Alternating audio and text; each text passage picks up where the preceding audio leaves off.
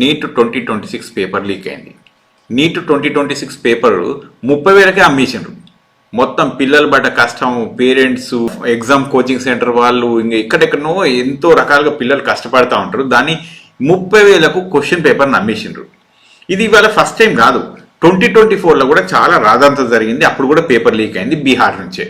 ఈసారి కూడా మళ్ళీ పేపర్ లీక్ అయింది 2026లో. ఇది మళ్ళీ నీట్ ఎగ్జామే, అండర్ గ్రాడ్యుయేట్ది. ఎప్పుడు జరిగింది ఎగ్జామ్? 3వ తారీఖు నాడు ఎగ్జామ్ జరిగితే 7వ తారీఖు నాడు పేపర్ లీక్ అయిందని బయటకు వచ్చేస్తే 8వ తారీఖు నుంచి ఇన్వెస్టిగేషన్ నడుస్తూ ఉంది. వీళ్ళు ఏం చెప్తున్నారంటే ఇప్పుడు గవర్నమెంట్ ఏజెన్సీలు ఎగ్జామ్ కంటే ముందు లీక్ కాలేదు, ఇప్పుడు లీక్ అయింది అది అని చెప్తారు. దానికి అసలు మేము కారణమే కాదు, అసలు ఎగ్జామ్ ప్రాపర్గా జరిగింది అని చెప్తారు. ఎందుకు అంటే దాన్ని ట్రాకింగ్ సిస్టమ్ ప్రాపర్గా తీసుకుపోయి, దానికి జీపీఎస్ సిస్టమ్ తీసుకుపోయి, దానికి అసలు బయోమెట్రిక్స్ పెట్టి అన్ని రకాలు పెట్టిండ్రు.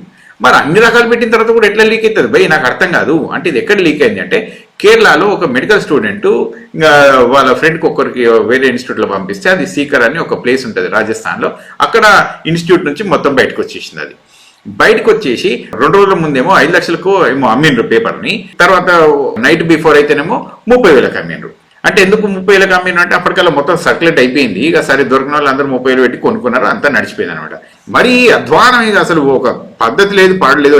ఒక దేశం పాడు కావాలంటే ఏం అక్కర్లేదు, మీకు ఎడ్యుకేషన్ సిస్టమ్ని దెబ్బతీస్తే సరిపోతుంది. అది దొంగ డాక్టర్ని తయారు చేస్తే చచ్చిపోతారు జనాలు, ఎట్లా పడితే అట్లా ట్రీట్మెంట్ ఇస్తే చచ్చిపోతారు, అంతే, ఇంకోటి ఏమి ఉండదు అక్కడ. అట్లాగే ఓ దొంగ ఇంజనీరింగ్ గారు బిల్డింగ్లు కొట్టేస్తారు, మొత్తం అయిపోతుంది. దాంతో దొంగ లాయర్లను పంపిస్తే వాళ్ళు దేనికోసం అన్నా సిద్ధమై తయారైపోతూ ఉంటారు. సో సిస్టమ్ను కొలాప్స్ చేయడానికి ఎడ్యుకేషన్ అనేది చాలా ఇంపార్టెంట్. ఈ ఎడ్యుకేషన్లో కొలాప్స్ చేయడానికి ఈ ప్రభుత్వాలు సన్నద్ధంగా ఉన్నాయా, ప్రజలు సన్నద్ధంగా ఉన్నారా? మరి ఇంకా ఈ గుడ్డిగా ప్రచారాన్ని నమ్మేటోళ్ళు, రాద్ధాంతం చేయకుండా ఉండేటోళ్ళు మరి ఎట్లున్నారో ఇక మనకు తెలియదు. సో ఈ కాన్సెప్ట్ కనుక NEET UG 2026 under scanner as Rajasthan Special Operations Group probes guest paper leak. ఈ గెస్ట్ పేపర్ అనేది ఏం చేసినంటే వీళ్ళు మొత్తం క్వశ్చన్ పేపర్లు కలిపి లీక్ చేసినారు. ఎంత పెద్ద క్వశ్చన్ పేపర్ లీక్ చేసినంటే 420 క్వశ్చన్స్ లీక్ అయితే అందులోంచి ఇగో ఇక్కడ చూడండి 410 క్వశ్చన్స్ సర్క్యులేట్ అయినాయి, 120 కెమిస్ట్రీ క్వశ్చన్స్ మొత్తం డిటో ఎట్లనే గట్టినే వచ్చేసినాయి. సో అవుట్ ఆఫ్ ఇప్పుడు 720 క్వశ్చన్స్, 720 క్వశ్చన్స్లో 600 క్వశ్చన్స్ 720 మార్కులల్లా అర్థందా? ఇప్పుడు రాస్తాను చూడండి, 720 క్వశ్చన్ పేపర్లల్లా 600 క్వశ్చన్ పేపర్లు అంటే ఎగ్జామ్ పేపర్స్ 720లో 600 మార్క్స్ మొత్తం బయాలజీ ఇంకా మొత్తం కెమిస్ట్రీ ఇది మొత్తం లీక్ అయిపోయినాయి. ఇది ఇంత లీక్ అయితే మరి ఏం చేస్తున్నట్టు, ప్రభుత్వాలు ఏం చేస్తున్నట్టు, ఇంకా ఎగ్జామ్ కండక్ట్ చేసే వాళ్ళు ఏం చేస్తున్నట్టు అని చెప్పి కనుక చూసుకుంటే ఇక్కడ కొన్ని రాస్తాను చూడండి. గెస్ట్ పేపర్ ఇది వాట్సాప్లలో లీక్ అయింది, దీంట్లో లీక్ అయింది, అన్నిటాలో లీక్ అయిపోయింది. అది ఇది ఒక 150 పేజ్ క్వశ్చన్ పేపర్లలో 410 క్వశ్చన్లలో 120 కెమిస్ట్రీ. ఇక ఇప్పుడు అట్నే చూడండి ఫైనల్ ఎగ్జామ్ మొత్తం కనిపించింది. ఇప్పటిదాకా ఒక్కరు కూడా అరెస్ట్ కాలేదు. మరి ఎందుకు అరెస్ట్ కాలేదు అంటే ఇక దీనికి అసలు ఆన్సర్లు చెప్పుకుంటే మనం వేస్ట్ అవుతా ఉంటుంది. ఇంకా కొంచెం కిందకి వచ్చి చూద్దాం. ఇక్కడ 3వ తారీఖు నాడు ఎగ్జామ్ అయితే 7వ తారీఖు నాడు లీక్ అయింది అన్నట్టు బయటకు వచ్చేసింది. ఇది ఆల్రెడీ నేను చెప్పినా కదా. ఇక్కడ చూడండి జీపీఎస్ ట్రాకింగ్ వెహికల్లో పంపించినా మేము, దీనికి ఒక యూనిక్ కోడ్లు ఉంటాయి, దీన్ని ట్రేసబుల్ వాటర్ మార్క్ ఐడెంటిఫైయర్స్ ఉన్నాయి. ఇవన్నీ నాకు ఎట్లయితుంది అట్లా కాదు అన్నాను. తర్వాత ఏ అసిస్టెడ్ సీసీటీవీ మానిటరింగ్ జరుగుతూ ఉంటుంది సెంట్రల్ కంట్రోల్ రూమ్లో. మరి బయోమెట్రిక్ వెరిఫికేషన్ జరుగుతూ ఉంటాయి, ప్రతి స్టూడెంట్కి జామర్లు ఉంటాయి, ఇవన్నీ ఉంటాయని చెప్పారు. సరే ఇక్కడ లీక్ కాలేదు, మరి ఎక్కడ లీక్ అయిందంటూ అంటే పేపర్ తయారు చేసేటోళ్ళు లీక్ చేసిండ్రా, లేకుంటే పేపర్ ప్రింటింగ్ చేసేటోళ్ళు లీక్ చేసిండ్రా, లేకుంటే ఈ ట్రాన్స్పోర్టేషన్ జరిగే కంటే ముందే చేసేసిండ్రా? ఇది ఎక్కడ జరిగింది? ఇది ఎక్కడనో ఒకనే జరిగింది కదా. ఎక్కడ జరిగింది అనే దాని మీద మరి ఇప్పుడు ఇంత స్ట్రిక్ట్గా లేకుంటే 23 లక్షల మంది ఆల్మోస్ట్ ఈ ఎగ్జామ్ రాసినారు. ఇంకోటి చెప్తా చూడండి ప్రజలు, ఆల్మోస్ట్ ఎవ్రీ ఇయర్ ఒక 10 కోట్ల దాకా రాస్తూ ఉంటారేమో. నీట్ అని, ఇంకా ఐఐటీలు అని, ఇంకా మనకు యూపీఎస్సీ ఎగ్జామ్స్ అని, రైల్వే రిక్రూట్మెంట్ బోర్డ్ అని, ఇక రకరకాల ఎగ్జామ్లు, అగ్నివీర్ రకరకాలుగా ఉన్నాయి కదా. ఇన్ని ఎగ్జామ్లు నడుస్తూ ఉంటే మరి ఇవన్నిట్లో లీక్ అవుతున్నది కావచ్చు. ఎందుకంటే మనం ఇప్పుడు ఇది 2026లో అయింది, ఇప్పుడు 2024లో అయింది, ఇంతకంటే ముందు ఇంకో 2 సార్లు కూడా చెప్పారు. 2016లో 2019లో కూడా అయిందని దాని ఖార్గే గారు ట్వీట్ చేసిండ్రు. ఇక నేను చూడలేదు అది, కానీ చెప్తున్నాను. సో అట్లాంటి సబ్జెక్ట్ ఉన్నది. సరే ఇవన్నీ ఇట్లా అవుతున్నాయి కదా, మరి దీనికి అసలు ప్రాపర్ లా తీసుకురావాలని చెప్పి లా తీసారు. ఇగో అది కూడా చూపిస్తాం మీ అందరికీ. జస్ట్ ఒక్కసారి ఇక్కడికి వచ్చేస్తే ఇక్కడ చూడండి, public examination preventions unfair means act. ఇగో ఇది ఉంది కదా, ఇది పెట్టేసి ఇది ఎట్లా అంటే మన ఊపా కేసు లాగా పెద్ద అదేంది ఫార్మాట్ తయారు చేసాను. మరి ఇంత ఫార్మాట్ తయారు చేసిన తర్వాత కూడా ఎట్లా లీక్ అయింది? ఇగో లాస్ట్ టైం కనుక చూస్తే బీహార్లో జరిగినప్పుడు అఫీషియల్గా లీక్ అయింది. ఒక్కొక్క క్యాండిడేట్కు ఒక్కొక్క పర్సన్ 30 నుంచి 50 లక్షలు కట్టిండు. అప్పుడు కొంతమందికి 67 మందికి 720కి 720 వచ్చినాయి. అబ్బాయి ఏం మార్కులు అనుకున్నారు. తిరిగి వస్తే మొత్తం దొంగలు ఇవన్నీ దొంగ ఎగ్జామ్ పేపర్లు. ఇప్పుడు ఈసారి చూస్తే 180 క్వశ్చన్లల్లా 150 క్వశ్చన్స్ మొత్తం అందులోకి గెస్ట్ పేపర్ అని ఒకటి రిలీజ్ చేసినట్టు. ఈ గెస్ట్ పేపర్లకి వచ్చినాయి. గెస్ట్ పేపర్లకి ఎన్ని పడితే అన్ని వస్తాయా, ఎట్లా పడితే అట్లా వస్తుందా? మరి ఇక దీని మీద రెస్పాన్సిబిలిటీ అనేది లేదా? ఇప్పుడు దేవేంద్ర ప్రధాన్ గారు ఇంకా ఎవరో ఒకరు ఉంటారు కదా, ఇప్పుడు మన మినిస్టర్ ఆఫ్ ఎడ్యుకేషన్ ఉంటారు. మరి మినిస్టర్ ఆఫ్ ఎడ్యుకేషన్ పోయినసారి లీక్ అయింది, ఈసారి లీక్ అయింది, మరి రెస్పాన్సిబిలిటీ తీసుకోరా? ఇక రెస్పాన్సిబిలిటీ అనేది ఉండదా? అంటే ఏమన్నా కానీ ఇక దేశం అనేది అంటే ప్రజలారా నేనేం చెప్పాలనుకుంటున్నా అంటే కొంతన్న రెస్పాన్సిబిలిటీ లేని ప్రభుత్వాన్ని మనం ఎంచుకొని ఏం చేస్తున్నాం మనం ఇక్కడ అనేది మనల్ని మనం చెక్ చేసుకోవాలి. ఇక్కడ అయిపోలేదు, ఇంకొన్ని చూపిస్తా. ఇప్పుడు ఈ పేపర్ లీకులు ఇంత కంటిన్యూస్గా అవుతున్నాయి, మరి వీటికి ఎవరు కారకులు అంటే కాంగ్రెస్ వాళ్ళు రాసుకొచ్చారు. ఏమంటున్నారంటే paper leak mafias are linked with BJP. ఇక చూడండి, వాళ్ళు ఇక్కడ రాసుకొని వచ్చారు.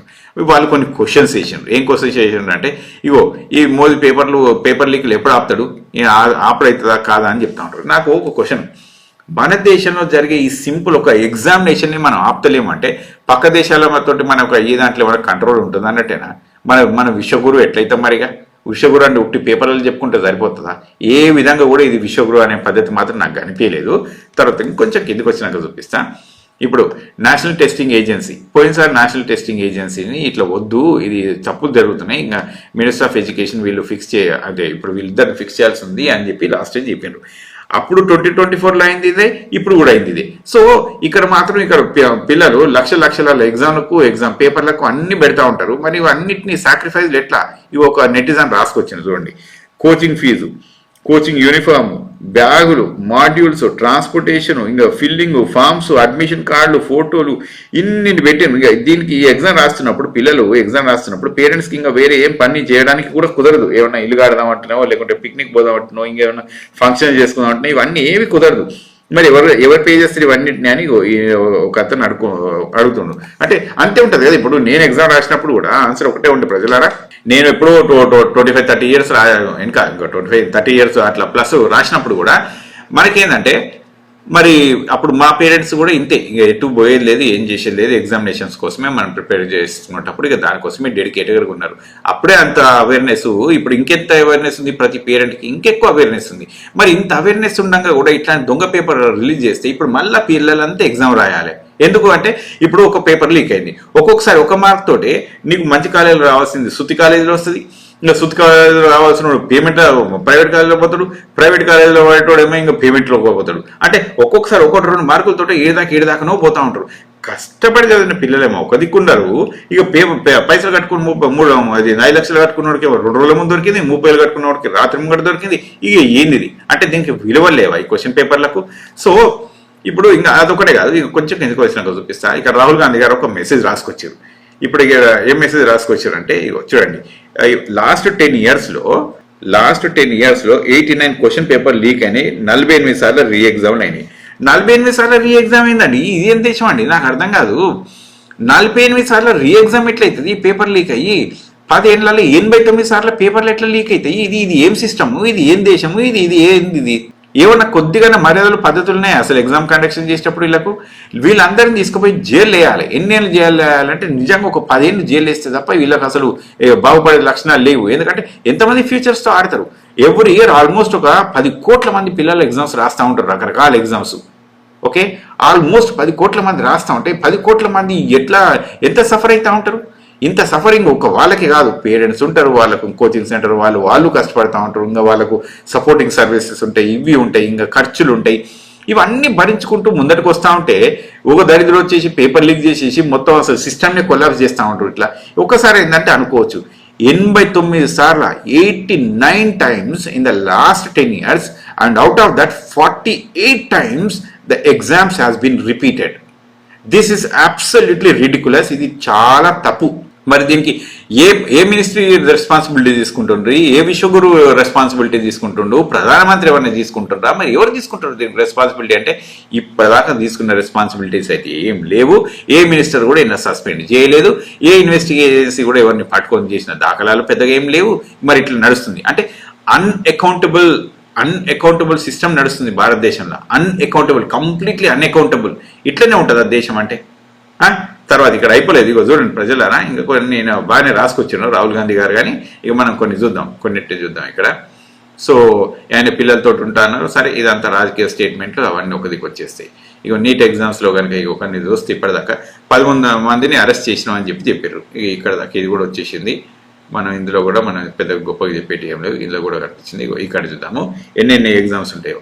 ఇగో డిఫెన్స్ ఎగ్జామ్స్ ఉంటాయి చూడండి ఇటు, తర్వాత ఐఐటి ఎగ్జామ్స్ ఉంటాయి, ఇవి చూసాను కదా, డిఫెన్స్ ఎగ్జామ్స్, ఐఐటి ఎగ్జామ్స్ ఇవన్నీ ఉన్నాయి. గట్టెడ్ స్కాలర్షిప్లు, ఇక ఈ రకరకాలుగా ఉంటాయి. ఇవన్నిట్లల్లా ఒక్క పాలసీ చెప్పండి నిజంగా చెప్పాలంటే, ఈ యూత్కి పనిచేసిన ఒక్క పాలసీ కూడా ప్రాపర్గా లేదని చెప్పి ఒక నెటిజన్ రాసుకొచ్చిర్రు.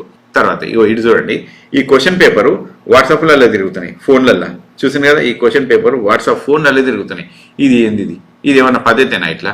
ఇంకోటి చూపిస్తుంది, 2024లో నీట్ పేపర్ లీక్ అయిందని డైరెక్టర్ జనరల్ను మార్చేసి 2026లో ఐఏఎస్ అభిషేక్ సింగ్ను పెడితే ఈయన ఎక్కడి నుంచి పట్టుకొచ్చారంటే ఇండియా ఏఐ మిషన్. మరి ఈయన ఏం చేసినాడు, జీరో టాలరెన్స్ పాలసీ అని చెప్పి పట్టుకొచ్చి ఏమైంది ఇప్పుడు ఈ పేపర్ ఈయన దగ్గరికి వెళ్ళి కూడా రిలీజ్ అయిపోయింది. అంటే ఇప్పుడు నేను చెప్పేదల్లా ఒకటే, వీళ్ళంతా ఏం చేస్తున్నట్టు, వీళ్ళంతా ఏం రెస్పాన్సిబిలిటీ తీసుకున్నట్టు, ఈ దేశం ఎడిదిక్కుపోతున్నట్టు. ఈ వీడియో ఇక్కడ ఆపేస్తూ ఉంటాను, కానీ ఒకటి గుర్తుపెట్టుకోండి, లాస్ట్ 10 ఏళ్ళల్లో నీట్ ఎగ్జామ్ ఒక్కటే కాదు, నీట్ ఎగ్జామ్ 2016, 2019, 2024, 2026లో లీక్ అయినాయి. ఇప్పటిదాకా లాస్ట్ 10 yearsలో గుర్తుపెట్టుకోండి 89 ఎగ్జామ్ పేపర్ లీక్ అయినాయి. రాహుల్ గాంధీ గారు చెప్పినట్టు 48 సార్లు రీ ఎగ్జామ్లు అయినాయి డిఫరెంట్ ఎగ్జామ్స్లలో. సో ఇది ఎడ్యుకేషన్ సిస్టమ్ ఈ విధంగా ఉంటే మన వచ్చే తరాలు ఎట్లుంటే ఆలోచించుకోండి. ఎడ్యుకేషన్ ఇప్పుడు ఒక దొంగ డాక్టర్ను, దొంగ లాయర్ను, దొంగ టీచర్ను, దొంగ ప్రొఫెసర్ను, దొంగ ఇంజనీర్ను కనుక తయారు చేసినట్టయితే ఏముంటుంది ఇక దేశమే దొంగలతో నిండిపోతూ ఉంటుంది. అవునా? సో దీన్ని అందరు ప్రజలు ఆలోచించాలి. This is not how accountability should be done. ఇది అకౌంటబిలిటీ అనేది లేకుంటే దేశం బాగా నాశనం అవుతూ ఉంటుంది.